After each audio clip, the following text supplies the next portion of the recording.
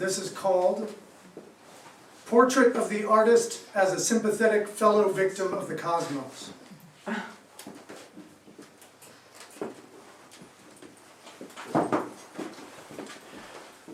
I've spent much of this month here in Arnaud's gallery surrounded by the works of Laurent, Leslie, and Alison, who have each found their way of seizing the water, the wind, or the light, and fixing it in place long enough for others to share in their experience of it. Alison, by pausing time around the flight of shards that have flung free of their former context and are gradually returning to their elegant slow dance with chaos.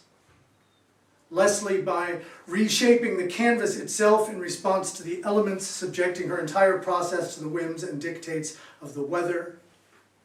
Laurent, by engraving the geometry of his visions into skins, making the motions through a dream world as real as flesh. And I, in this time, in this space, have been trying to capture and record the elusive, ephemeral glimpses of people. I've been writing portraits. Grasping at gestures, facial expressions, flickers of personality as they dissipate almost instantly into the invisible, like a wave, or a breeze, or a twinkle. It's rare that people show much of themselves in a glance, and if you try to look any longer, they quickly retreat into their shells. It takes time to wait out their defenses, to pick up their tells, to even imagine that you are really seeing them. It makes me a little bit jealous of the visual artists who are perhaps more in the habit of giving themselves permission to look as long as they need to. The painters who have historically invited subjects into their studios and stared at them for hours, even days, scrutinizing every flinch, every twitch, looking for the key that might unlock a recognizable image of their hidden inner selves. Revisiting that process for this project has felt like an enormous, almost scandalous indulgence. Can I really sit here in this chair and look at another person to my heart's content? Is it really okay?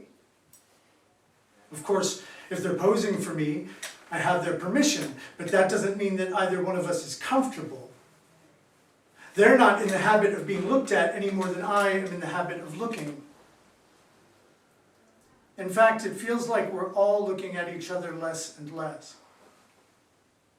If someone makes eye contact on the train, we break it. If a friend asks a rather personal question, we look down. When we receive a compliment, we're momentarily embarrassed. More and more, I see people turn away from each other at the first signs of a political or ideological disagreement, at the first evidence of otherness. I see myself doing it too. And I tell myself that it's for my own protection. When I look away from the person with beliefs that offend me, when I look away from the person who needs help, even when I look away from the person who's trying to help me, I think I am protecting myself. Although from what exactly, I'm not always sure, and I don't know how protected I really feel. So lately I've been trying to look more. But even when I look, I can't be sure of how much I see. When I wrote this portrait of my mother, I watched her for 2 hours, and at the end I wasn't convinced that I had seen her at all.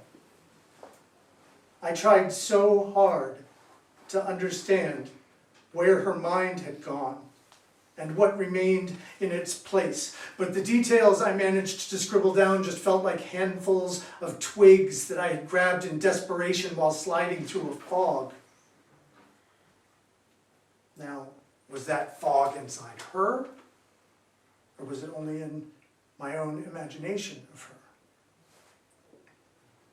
I guess this opens up some of the core questions about what a portrait ever is. How much does one person ever see another, even when they're trying? How accurately can we read what we see? Do we mean the same thing when we say blue or salty?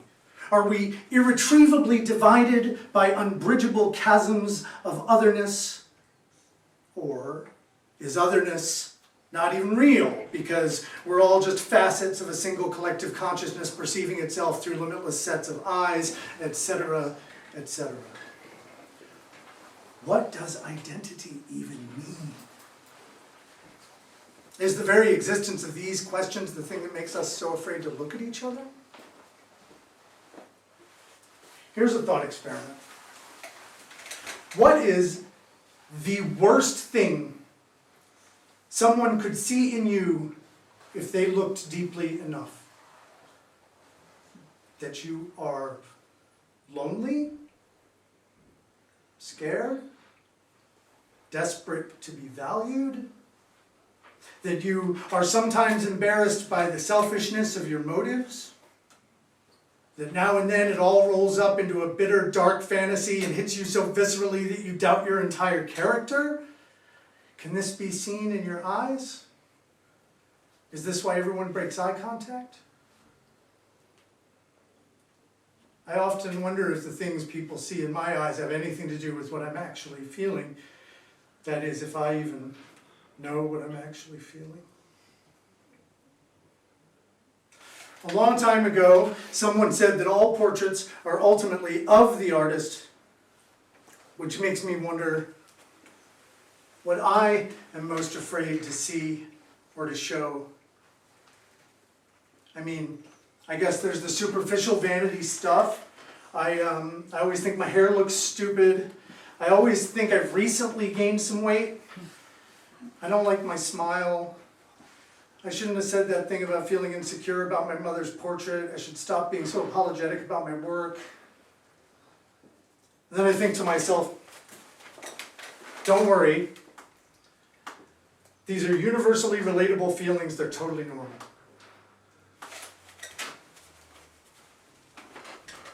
Thank you very much. That's really comforting. Don't mention it. But wait.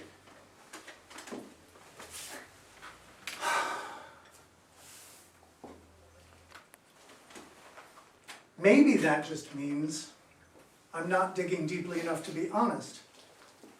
Surely there are things I'm afraid to reveal, things that are less obvious at first glance, like whatever drives me to create and perform. Maybe sometimes it's just inspiration, but I suspect that it's also tied to some deep emptiness, a constant clawing need for validation, like on some level I'm never convinced that I deserve my place in this world. I need so much to be told I'm okay that I run around trying to prove I'm doing something for others, which actually winds up making people less comfortable around me because I come off pushy, overbearing, egotistical. Then I go home even more insecure, feeling like I'm not taking care of my heart, but also like I'm somehow still not doing enough to make myself valuable to other people and earn their affection so they will comfort me when I feel alone. And I cry about this. But then I go talking about it in my work, like I'm consciously trying to humanize myself for sympathy, and that just sends the whole problem around in a loop again. Now clearly, that's just me, right? That's not universal. So I wouldn't want to project that onto someone else and assume that they're going through such a perverse, convoluted, narcissistic thing just because I am. And nor would I want to reduce what they are going through by assuming that it could be explained within the terms of my own experience. So I start to doubt my ability to relate. I start to question my empathy. But then I think, hang on, even if some of that really is just my shit, perhaps there's still something under it that's more likely we all share. Like a desire to see and be seen, or to love and be loved, to accept and be accepted, an impulse toward mutual connection even if it presents in an infinite rainbow of ways. however many individualized experiences of reality we are having, we can't deny that some things still unite us all. At the very least, there's still one universal experience that we hardly talk about, but you already know what I'm going to say, don't you? That thing about how we're all hurtling through space for no discernible reason while we await a death that we have to accept as potentially final without understanding any of its parameters or its significance. That right there is a pretty big thing for us all to have in common. There's a handful of other ones too: air, water, food, bathroom stuff. I'm guessing there must be something in the emotional realm as well. I know we're not all always lonely or scared or compassionate or courageous at the same time, but somehow all these manifestations arise from the fabric of the shared predicament. And I feel better about everyone, including myself, when I remember that. When I lose touch with it, that's when I can feel the seeds of judgment and suspicion sprouting within me. Like earlier today, when some people came into the gallery who seemed to arrive from another world, though it turned out they had backgrounds quite similar to mine, our manners clashed, and my instincts tried to tell me we had nothing in common. Communication required effort. Then, when they left, I thought, if only I'd had more time. Perhaps I could have imagined that their unfamiliar behaviors had the origins in some feeling I could also find in myself. I don't know if this process is empathy exactly, or just an offering of solipsism. When I see the thing in someone else that I don't recognize, I try to picture it emerging from a landscape that I do recognize, and then suddenly I see a beauty in it. But is that generous? Or is it selfish? Or is it both? Take the audience, for example.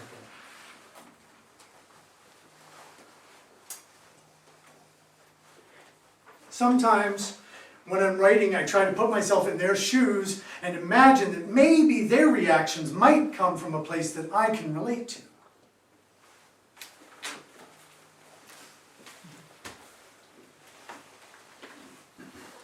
Look at this fucking guy. He's up there talking to himself. And now he's started talking about the audience, like he can speak for me, but he isn't speaking for me. That thing he said a second ago wasn't what I was thinking at all. And this thing he's saying now, I'm not thinking this either. This isn't me, this is still just him.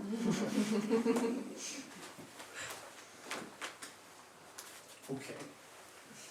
I admit I don't really feel like I can imagine what other people are thinking. It feels more like it's always some meta self-awareness exercise taking place in an echo chamber of my own voice, like I know what I would be thinking if I was wearing that person's shirt. So I'm always afraid that I'm merely projecting a cocktail of prejudices and flimsy assumptions based only on the trembling foundation of my own self-understanding. I'm afraid that I will never truly see the other no matter how long or how deeply I look. That anything I say will in some way be wrong. And yet, my effort, my endeavor to see, is so sincere because it comes from that private, empty space in me. Where when I don't feel seen, I don't even feel real. I don't trust that I exist as a being independent of other beings. Or if I do begin to trust that, I also begin to sense myself dispersing back into the faceless molecular disorganization of non-being, or at least of non-identity. As if the whole concept of who I am is dependent on the presence of corroborating witness. a human falling in the forest hoping to make a sound? And what if this is something other people are feeling, the fear that they are only as real as they are perceived, that they can only exist as much as others are willing to look? Is this why we document and broadcast ourselves? Can we actually give each other substance by paying attention to each other? Are we all dancing with each other in a global quantum observation effect? And dancing with the universe too? After all, what does universal even mean if the universe itself is disintegrating? If all the atoms are being gradually torn apart by some eternal force? Isn't it great if we're even trying to hold on to each other in the dark, even if only with our imaginations? Trying to see each other into being, even if we're blind? Maybe the act of bearing each other witness is the greatest gift we have to offer. The only way to rescue one another from oblivion, whether what we see is an evidence of the great oneness that redeems humanity as a siblinghood, or just an illusion of smoke and mirrors that comforts us as we pass through the chaos. The effort itself to acknowledge each other is what connects our atoms, what connects our energies. It is the flotation device in a boundless, cold, dark ocean of not knowing. It is our mutuality, our only way of understanding what is real. Isn't that a good enough reason to keep looking at each other? To keep describing what we see, to keep trying to communicate about what we see differently, even when we're afraid that it will hurt, even when we're afraid that we are wrong? And isn't it a good reason to keep showing ourselves? To keep allowing ourselves to be seen even when we're afraid of being judged or misinterpreted, even when we're afraid of being exposed at our most vulnerable? Isn't the possibility of beholding one another the most glorious thing we have? Beholding the universe in each other's eyes, beholding ourselves in each other's eyes, beholding existence as a shared proposition in which nobody is ever really as alone as they fear. A few people have told me this month that they were afraid to have their portrait written, afraid of what I might see in them or what I might say. The only thing I could think to tell them as a reassurance is that I'm not trying to see anything ugly in anyone. I'm trying to see something beautiful in us all.